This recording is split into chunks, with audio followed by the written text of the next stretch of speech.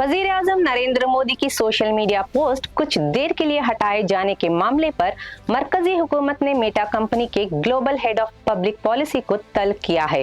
हुकूमत ने कहा कि मेटा की दी गई वजाहत इत्मीनान बख्श नहीं है। ये मामला अभी खत्म नहीं हुआ और इस पर मजीद बातचीत की जाएगी। पीटीआई के मुताबिक मेटा ने हुकूमत को बताया कि इसके ऑटोमेटेड सिस्टम में तकनीकी खराबी की वजह से वजीर आजम नरेंद्र मोदी की फेसबुक पोस्ट गलती से हट गई थी। हुकूमत ने कहा कि अगर ये गलती ऑटोमेटेड सिस्टम की वजह से हुई है तो मेटा को अपने सिस्टम को बेहतर बनाना होगा ताकि आइंदा ऐसा ना हो। वजीर आजम नरेंद्र मोदी ने 23 जुलाई को इंस्टाग्राम पर नौजवानों के लिए अपनी पहली सेल्फी वीडियो शेयर की थी, जिसे बाद में फेसबुक पर भी पोस्ट किया गया था।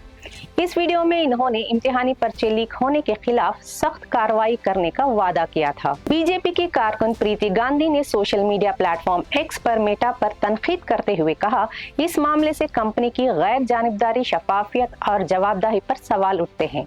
मेटा ने माफी मांगते हुए कहा कि वजीर आजम नरेंद्र मोदी की पोस्ट गलती से हट गई थी, लेकिन अब इसे दोबारा फेसबुक पर डाल दिया गया है। गुज़िश्ता चंद हफ्तों में मेटा को कई मामलात में हुकूमत की जांच का सामना भी करना पड़ रहा है। मरकजी वज़ारत इलेक्ट्रॉनिक्स और इंफॉर्मेशन टेक्नोलॉजी ने इससे पहले व्हाट्सएप के मौजूदा यूजर नेम फीचर पर नोटिस जारी किया था।